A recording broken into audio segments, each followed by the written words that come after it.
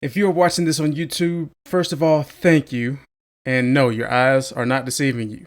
I am wearing the red stocking cap that have had my black brothers in the chokehold for the past several years. It seems like it's finally going away, but who might bring it back, Who might bring the red stocking cap that's, cuffed at the, you know what I mean? Who might bring it back? But yeah, I just want to say thank you for checking out the episode. I hope you enjoy, and I'll be looking forward to speaking to you guys next time. Thank you. Thank you, thank you, thank you. Peace. Good morning, good evening, and good afternoon. Welcome back to the Dom Trap. I am your host, your editor, your creator, your producer, your executive producer.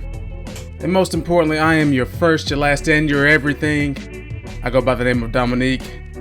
Welcome back. Or welcome for the first time if you're new here. So, today, got a good bit of things to talk to you all about. I got some things I want to get off my chest. But before we even do that, I just want to say thank you all for coming back. You didn't have to, but here you are. Thank you all for your constructive criticism. Thank you for letting me know that you're listening. And you all know who you are. You know who you are. So, oh yeah, and also thank you for everyone that's coming to the streams on twitch.tv/DomoGary. I really do appreciate each and every last one of you for doing that. It just really feels good getting back to doing some content again.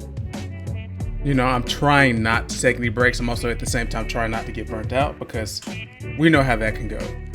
So, let's get right into a few things here. And I do want to start off with the drama that's happening with Warner Brothers and HBO Max, the best streaming service that we have right now. And I just think it's crazy how we finally get a good thing going for us, and we're about to have that taken away from us. I think that's absolutely crazy, but it's just the fact that money rules the world and there's nothing that we can do about it. So if you haven't heard about what's going on with HBO Max, they have basically canceled several movies and TV shows. They've even removed TV shows and movies that they've done off of the platform without anybody really knowing. They took away, I think it's a movie called American Pickle by Seth Rogen. There's a love/romance movie with Lana Condor and Cole Sprouse that they took away. The Sprouse brother. They took these movies away because they weren't performing well, and no one really knew until they made the announcement like, hey, we took these movies off because they were underperforming. That was the first red flag. Red flag number 2, which is probably the biggest, is that the Batgirl film has been shelved indefinitely. I think we may not even get this movie, to be honest with you. And they were well into development with this movie. They filmed a lot. I think it was gearing up to be premiering sometime within the next year or so, which is absolutely crazy because I was somewhat looking forward to this movie. One, because it's Batgirl, and it's not Batgirl how we may know Batgirl to be. There's also Brendan Fraser, who was going to be Firefly, and I love Brendan Fraser. I love George of the Jungle. I loved Bedazzled. I love the Mummy franchise. So anything that he's in, I would definitely check out. Also, there was going to be Michael Keaton's Batman showing back up in this film. He'd been shown on set in full Batman garb, so that would have been pretty cool.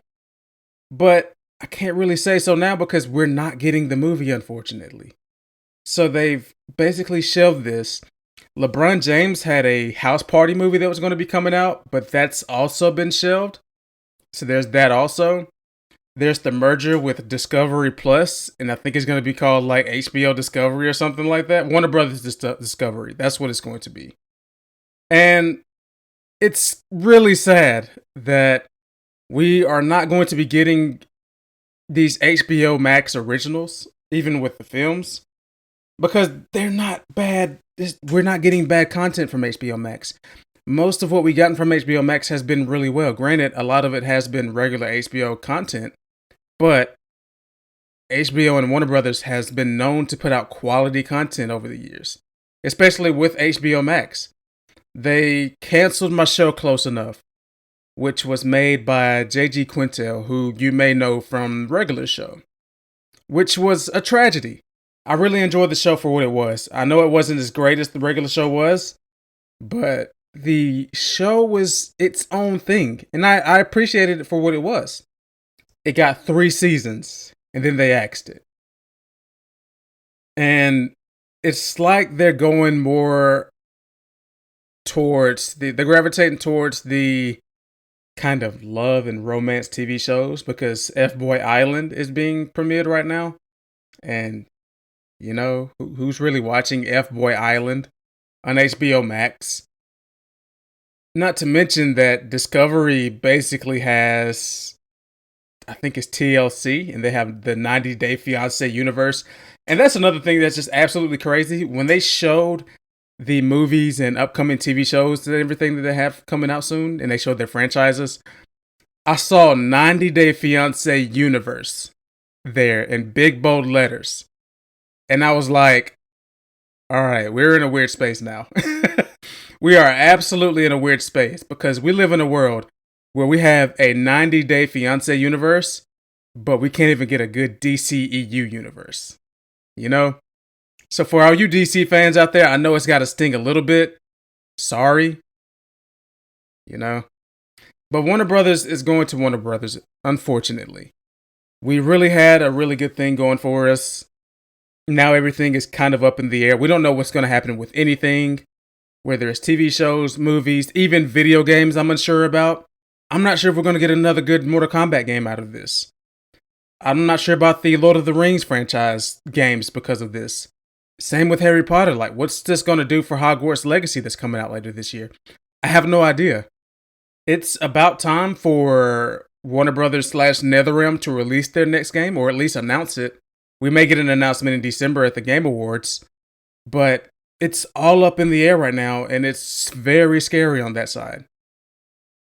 Because Disney's not putting out good games, and Disney's Disney.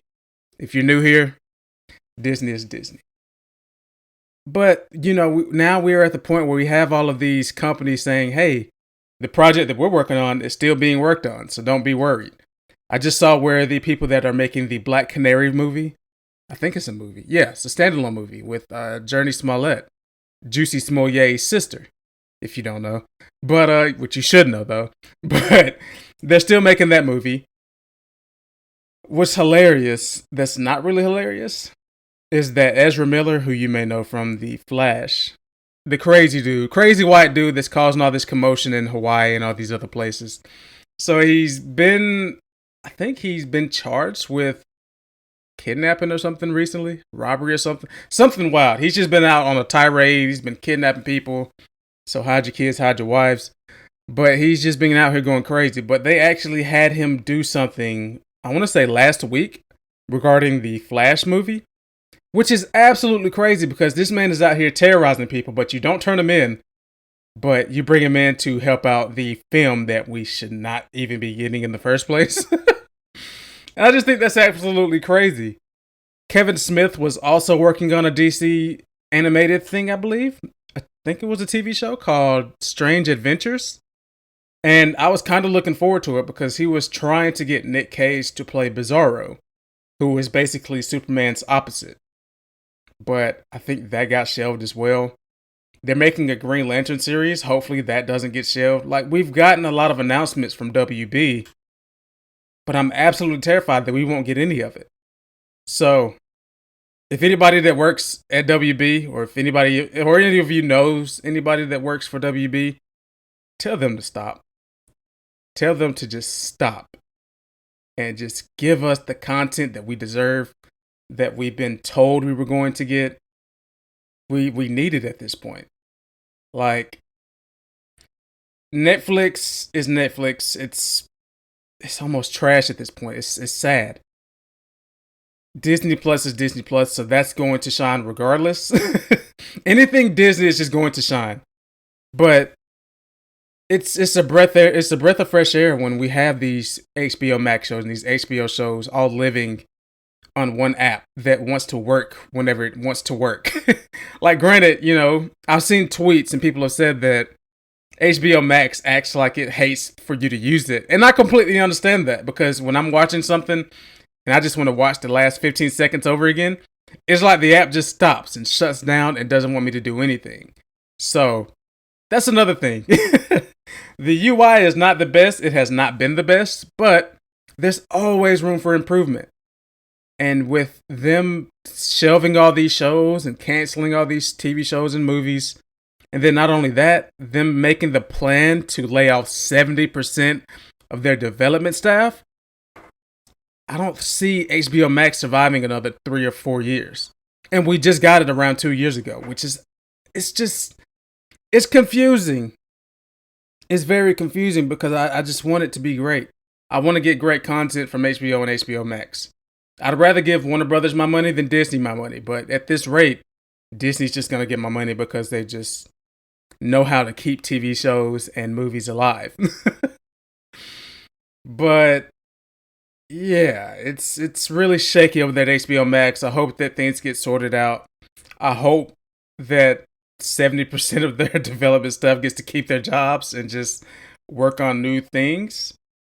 But I heard a lot of the I heard a big reason why they are shelving all these TV shows and movies are because they are using them as tax write-offs to make money for the company. And it just makes little sense to me why you spend $40 and $50 million on a movie just to scrap it so you can make more money off of it with taxes. It's just, I understand, but there's no integrity in this industry. There's absolutely no integrity in this industry. These companies are doing what it takes for them to make money, and that's it at the end of the day. We're just the consumer. We're digesting their content. There's not much that we can do. And then not only that, they also canceled the next Scoob movie. I don't know if you remember, but there was a Scoob movie that came out a few years ago, which was like 3D animated. And they were going to make a sequel, a holiday sequel, but that got canned too. So we don't have that to look forward to either. And yeah, it's bad. It's not looking good for HBO Max. Like I said, I don't see it surviving another 3, 4, 5 years. Maybe not even 2 years at this rate, because if they just keep canceling everything, then what is there going to be to watch besides, the shows that we've been watching for the past 20 years on HBO? There's only so much that Entourage and The Sopranos and Game of Thrones is going to do for us. We need new content to be made. And it looks like it's not going to be coming out on this end for HBO Max. So hopefully I don't have to come on here and, have a service for HBO Max as far as, their dev. But it's kind of rough because we need better content to be given to us. I was just on my boy Hiley G's podcast. Shout out Hiley. Keep it a brick. Make sure y'all go check that episode out. But I was just on there and I was telling him, like, we're at a space right now where we're just constantly being given mediocrity and we have no other choice but to deal with it. We have no other choice. It's either watch the mediocrity or just, watch what's good. And we want to watch new things. So that's just, the nature of the consumer at this point. And speaking of mediocrity, I just want to start with probably one of the most mediocre movies of the summer, which was not supposed to be that way, but Thor: Love and Thunder. I was really looking forward to this movie. I was really looking forward to it because I love Thor Ragnarok. The first 2 Thor movies, not that much. And then not only that, but Marvel has been missing with me anyway. I haven't enjoyed a Marvel movie in quite some time. I didn't enjoy Black Widow. The TV shows have been kind of hit or miss for me. So I was expecting this movie to bring something with it, I was really expecting it to bring that kind of gritty, dark, and meaningful to the universe aspect that we've been missing for quite a while. I feel like nothing in the MCU has mattered since Endgame. And that was in 2019. So here we are, 2022. and we have not gotten that piece of Marvel content. Now, of course, this film stars Chris Hemsworth, but Natalie Portman also comes back to portray Jane Foster, who is the mighty Thor in this movie, or Lady Thor if you want to piss her character off. Um, Taika Waititi, he returns as Korg, the big rock monster from Thor Ragnarok. Tessa Thompson returns as Valkyrie. It also has Russell Crowe, who plays Zeus in this film. And last but not least, Christian Bale, who portrays Gore the God Butcher in a very Marvel-esque role. It's a role that could have been done a lot better. The character could have been done a lot better. In the comics, Gore is like this kind of ruthless and bloodthirsty killer. But here, we see his motivation, so we immediately know what his weakness is. It's children. His weakness is children. And for good reason. If you watch the movie, you would know. But it's just like, that's it. He doesn't have much else. He wants to get revenge for something that happened with him. But the way he goes about it, it's just so convoluted and unnecessary, I guess you could say. Instead of just getting something done, he goes all the way around the block, around 3 or 4 times, and takes the scenic route one time just to get his job done.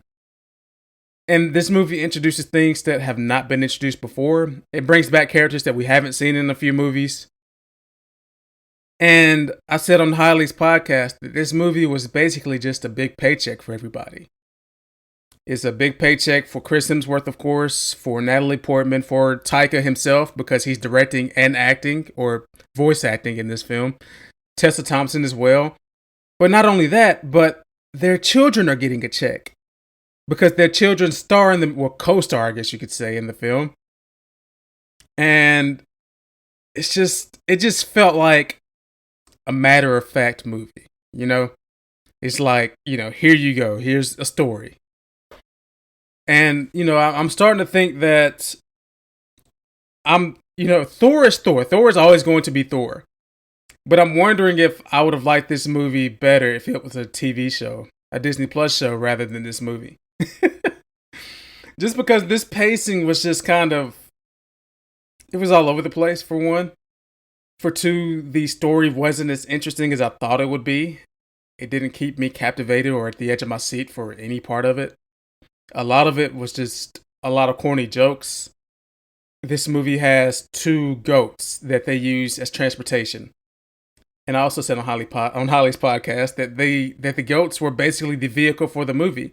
Of course, they were the vehicle in the movie, but they were the vehicle getting us from point A to point B to point C, and so on and so forth. Because these goats, they just keep popping up and they just keep screaming. And I'm over goat screaming at this point. I got enough of that in 2014. I'm okay. I am all good. I don't need any more goat screaming, but they did it for the entire runtime for this movie, just about. Every time they said, hey, we need to go somewhere, there was a goat scream. And I was like, okay, the joke is dead now. Can you just stop? They never stopped. So the goats just kept screaming. Thor is even more of a dummy in this movie than he was in Ragnarok.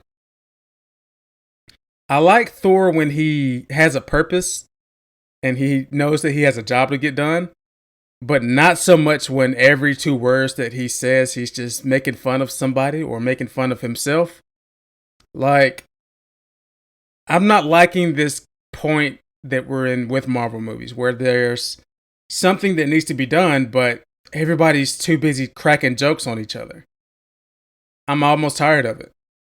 I saw a TikTok the other day, and it was I think it was captioned like when Doctor Doom makes his appearance in the Marvel Universe or the Marvel Cinematic Universe. And he goes, I am Doctor Doom. Well, that sounded funnier in my head. And he does like this light chuckle. And I can actually see that happening. At the point that we're at now, like nobody is taken seriously in the Marvel Cinematic Universe. And I would like for them to be taken seriously at this point. Because these movies are basically events. These are the movies that we all go and see. Well, most of us go and see. But we're at the point now where a lot of us are just tired of seeing these movies. We're tired of going to go see these movies and not be entertained. It's rough. This movie does a thing with Thor where he gives children his power. And I told Hailey, I said, well, why didn't he do that in Infinity War when they were in Wakanda? And the first thing Hailey says to me is, bro, you know why they didn't do that. And I'm like, you know what? Yeah, you're right. I know exactly why. But this is just, it's just the ex machinas in this movie are just dumb. They're dumb. With him giving the children his powers, to Gore trying to get to eternity to make a wish, basically. Where was eternity in the other movies? Why didn't Thanos know about eternity? Thanos could have just went to eternity without causing a war and just said, hey, I want to kill half the population of the universe. Do this for me. And that could have just been it. But this movie just had to movie.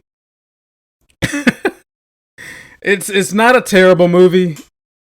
It's definitely not a great movie. I just want to say that this movie was okay. It's an okay movie. I just hate that I was really looking forward to it to not get much from it. It's very forgettable. When I walked out, I was kind of like, okay, that was fine. But the more I thought about it, the more I was like, yeah, that was kind of bogus. We could have done without it. And I even felt like a dummy because I got the collector's edition bucket and cup for this movie because I thought it was going to be good. And now I just got a popcorn bucket and a cup for an okay movie. It doesn't hit the same when you get the collector's edition of something and it's not good. It's rough. It's rough out here for Marvel.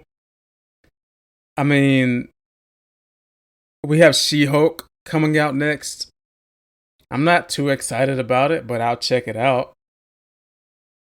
And then after She-Hulk, I believe we just have Black Panther 2, Wakanda Forever. But before I get there, I will give Thor Love and Thunder a 6 out of 10.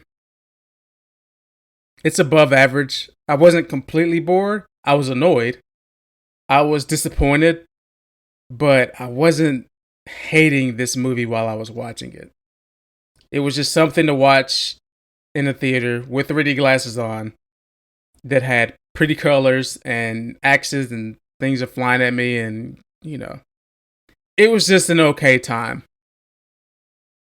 Like I said, I just hate I spent so much money on the collector's edition and seeing it in 3D. I forgot to add that. And seeing it in 3D, and it was just not it for me. But yeah, if you want to spend 2 hours and just turn your brain off to enjoy some mediocre action, I guess you could say, then this would be the movie to do it with. Even the music this time around wasn't fantastic. It was a lot of the music that we heard from the trailer already, so yeah. And then not only that, but the after credit scene that they gave us just kind of left me at a point where I'm like, all right. It's not nothing that I went home and thought about. It's not nothing to really write home about and just write and think about and ponder on. I just saw it and I was just like, fine. That's cool. I like the actor, but all right. Let's see. So yeah, Thor Love and Thunder gets a 6 out of 10 from me. If you enjoyed it, I'm glad you enjoyed it. If you did enjoy it, I completely understand why. But yeah, staying on Marvel, let's get into Black Panther 2, Wakanda Forever. I'm worried. I am worried about this film. And I tried not to be. I'm trying to put my faith into Ryan Coogler and the team behind the film. I'm trying to put my faith behind Marvel and Disney. But I do not want to be disappointed with this movie. I feel like out of all the movies and TV shows that we've gotten, this should be the one to not disappoint us. But if it happens, I can see a lot of people just saying, okay, I'm done with Marvel until 2024 or 2023. I completely understand that sentiment. If this movie does not happen to hit with its audience, I can see why they say that. Now, with the death of Chadwick Boseman and their decision to not recast T'Challa, things are looking shaky. Because if you've seen the trailer, which I'm sure that you have, the trailer has millions and millions of views on YouTube. So where have you been if you haven't seen the trailer? But we know that T'Challa is dead in this movie. We don't know how he dies, but he's gone. T'Challa is gone. He's not being recast. And that's where we are with this. We already know that Daniel Kaluuya's character is not coming back. We know that Shuri is going to take the mantle of the Black Panther. We don't know how it's going to happen, but we know that it is going to happen. And it has to happen. It's happened in the comic books, so we have that going for us. We know that Dominique Wright's Ironheart will be in this film for the first time. And this will be before she gets her Disney Plus TV show. So that's fun. That's fine. You know, bring on the new characters, bring on the new meat so we can keep this universe rolling. We know that Tenoch I believe that's how you say it, or Tenoch is going to be Namor. And Namor is Marvel's first actual superhero. I don't know if many of you knew that, but he was the actual first superhero that Marvel created. And he's basically Marvel's version of Aquaman. So we're going to see how this kind of coincides with Wakanda. Considering that Wakanda is a landlocked country, they get to Wakanda by flying into some trees. So how does Wakanda get infiltrated by seamen? Sea people, aqua people, you know what I mean. Yeah, Angela Bassett returns as Queen Ramonda. Yeah, and in the trailer she says a few things that were powerful. She basically tells, her people that my family gave you everything and they're not even here. So it's looking to be a very, very emotional film. I just hope that it delivers on those fronts. I hope that the emotional beats hit with the audience. I hope that the actors and actresses do a fantastic job in this movie. But there's just a little bit of worry for me because if I feel like if they don't stick the landing, it's going to, how do I say this without being rude? But it's going to lessen the impact of T'Challa's character. You know? I feel like this should be the movie to say, hey, we know that he's not here anymore. We're mourning. We're saddened. But let's do this for him. But like I said, again, on my boy Hiley's podcast, so make sure you go check that out. Keep It a Brick podcast. But I basically told him, like, we barely gotten enough T'Challa in the first place. We barely got him. We barely got him in Civil War. We got him in... we got him in his own movie, but in that movie, he'd already died. So Ben came back because he's a comic book character. We got him in Infinity War for just a little bit, just for him to disappear again. He came back in Endgame for the end fight scene. We seen him for maybe 25 seconds, if that. And it's just, I'm a little salty that we barely gotten this character. He's not getting recast. And they're basically, in a sense, killing him off in the universe. And it's just, it hurts a little bit, you know? It just hurts. So I want this movie to be good. I will go into it with my expectations tempered for that exact reason. I don't want to go into this movie expecting them to wow me or blow my socks off. I just want to be impressed. That's about it. So like I said, for Black Panther Wakanda Forever, my expectations shall be tempered. I will go into this movie expecting a movie, nothing more, nothing less. And yeah, that's about it for Black Panther Wakanda Forever until the movie releases. And I want to say November, I believe it comes out. Hopefully that it doesn't get delayed, but yeah. And then after that, we have everything else look forward to with Phase 5 of the Marvel Cinematic Universe, which includes Ant-Man Quantumania and Blade and the Marvels and a lot of movies that we've heard are going to be released that we have not seen anything about, including Guardians of the Galaxy Volume 3. I know that they finished filming.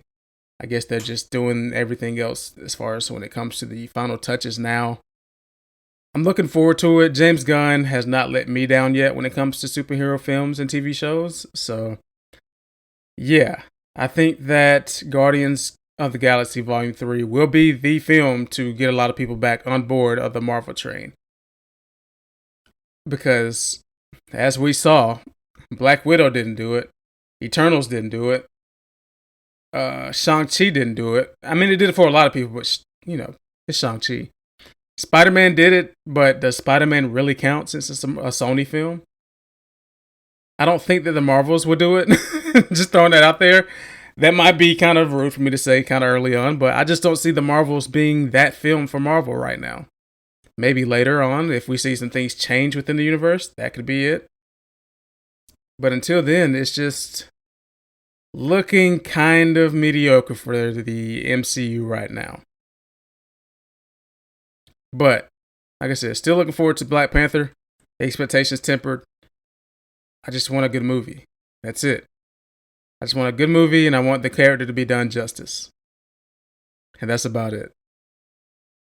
And speaking of Daniel Kaluuya, I know you're loving these segues. I'm actually doing a great job with segues this time. But speaking of Daniel Kaluuya, he is the star of Jordan Peele's newest film called Nope. And yes, it's another Jordan Peele movie that has a one-word title. But what can you do? That's what he does. We got Get Out, which was 2. We got Us, which is 1. And then now we have Nope. And Nope is a good movie. No matter where you hear this from, I know you're probably going to hear someone say the movie was garbage or mediocre. To me, personally, a moviegoer, Nope is a good movie. And I say that because this movie reminds me a lot of Signs and Jaws. We see a little bit of the threat, and it's kind of up to our imagination to see what the threat is actually doing. What's their purpose? Because we're not being told right away. This movie is a little bit of a slow burn. It's about 2 hours and some change, I want to say. So it's a little bit of a slow burn. It doesn't really get to the point right away. It takes its time. It lets things just kind of sink in with you. And it does a good job at that. I love when a movie doesn't tell me everything I need to know right away. I like to be surprised a little bit. This movie did do that. There's a scene in this film where something just happens. And the camera's just pointing up. And you're like looking, you're scanning the screen and you're like, what is happening? Why is this happening? And I loved it. I didn't love the movie, but I loved how this film was shot. It was shot in a way that you could tell that they know exactly what they're doing. These people are not slouches when it comes to cinematography. They're not slouches when it comes to basically just showing you what you need to see. And like I said, this movie stars Daniel Kaluuya. It also stars Keke Palmer, who does a fantastic job of playing almost the opposite character to Daniel Kaluuya's character. As in, he's more reserved in this movie. He's a quiet guy. He doesn't talk much.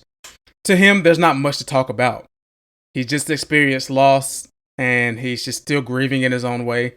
Meanwhile, his sister, Emerald, on the other hand, is kind of out there. She's kind of wild. She puts herself out there. She's always talkative. She's that chick, in other words.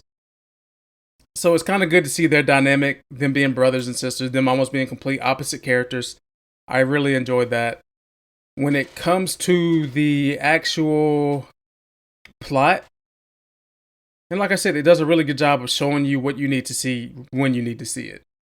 There's basically a UFO that's terrorizing the town. Long story short, there's a UFO that's terrorizing the town. And they don't know much about the UFO because it's a UFO. It's an unidentified flying object. But they are trying to capture the UFO on camera. and they want to use it. Well, he wants to use it so he can keep the business running, his dad's business. His dad's passed away. He wants to keep the business running. Meanwhile, she wants to get money and fame and be a star because that's basically how she sees herself. She sees herself as a star. She sees herself as the Rolling Stone. And she's the main character in her story. And it's basically about them two, and they're recruiting a few other people to try to capture this UFO on camera. But the cool thing about it is that this UFO thing is basically a moving EMP. And it just basically gets rid of everything electronic around it. Whenever it comes by, everything just turns off that's electronic. So they are trying to capture footage with digital cameras, and they just can't get it until they discover that that's how you have to get the footage, by using cameras that are not digital. And that plays a big factor towards the conclusion and climax of the film, because there's a lot going on at the end. And yeah, it's a very mysterious film. It's very much a slow burn. There's a scene in this film that can be pretty triggering for a lot of people, so do be aware of that. It involves a chimpanzee, I believe it is, some kind of ape, and he basically just kind of goes haywire and beats the crap out of people. So there's that to look forward to. There's comedy, there's horror elements, there's action adventure elements. This movie wears a lot of hats and wears most of them well. I think the place where this film does not do great is at its conclusion. Most of everything leading up to that point was really interesting. I was really engaged. I was at the edge of my seat trying to figure out what was going to happen next. And then the conclusion happened, and I was just like, that's okay. That's fine, I guess. I feel like they didn't really stick the landing with this film, and I really looked forward to them doing so, but we just did not get that. So for Nope, personally, I will give this movie, and I'm teetering between a 7 or an 8, but I'll go with a 7. Just because the lack of a good conclusion really hurt this film's score for me. It really should have been more, considering everything else that we've been getting in the movie. So yeah, there's my mostly spoiler-free film review for Nope. And I think that if you just want to go to the movies and be entertained by an alien invasion movie, I guess, go and see Nope. I don't think it would hurt you at all. I think you'd be thoroughly entertained by it. If you love a good mystery, so be it. Go check this one out. 7 out of 10 movie. I can't recommend it to everyone. This movie is definitely not for everyone. If you want to see a good horror film, go check it out. If you just want to be impressed, just check it out. That's about it. That is about it. And I think that's going to do it for today's episode.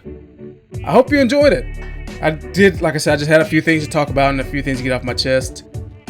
Do expect a change up coming soon, because we're at a point right now where movies are coming out, but some of them aren't really worth talking about. So I wanted to talk about Prey in this episode. I also wanted to talk about Bullet Train, and I have another movie I'll talk about next time too. So be looking out for the next episode of The Dom Trap, coming out very soon. I appreciate each and every last one of you for coming and listening and watching, even on YouTube. So yeah, thank you. And I guess real quick, I'll go ahead and do some shout outs. So shout out to my boy Hiley, of course. Hiley is just awesome. I would love to have him on my next episode. It was going to happen this time, but life kind of just got in the way. So Hiley, shouts out to you, bro. Shout out to my cousin Justin, of course. Shout out to the fam. Shout out to Greg, of course. Shout out to Jason, both of them. Shouts out to both Jasons, of course. Shouts out to the guys over at RJCXD for always checking me out and always just anticipating my next release. So shouts out to you guys, Ray and Chris and all you guys. I appreciate each and every last one of you for listening. Shouts out to my boy Lex. Lex, you will be on here soon. We're going to figure it out. We're going to figure that out very, very soon. So Lex, I'm anticipating your episode because I got a few things I want to talk to you about, sir. Yeah. So, thank you for listening. It's been me. I go by the name of Dominique, your host, creator, editor, producer, executive producer, DJ, and most importantly, I am your first, your last, and your everything. I will see you in the trap soon. Look out for the next episode. It's coming very, very soon. Possibly next week. More than likely, it will be next week. I'm not even going to lie to you. It probably will be next week. And yeah, have a great week. Keep on rocking in the free world. And I'll see you soon. Peace.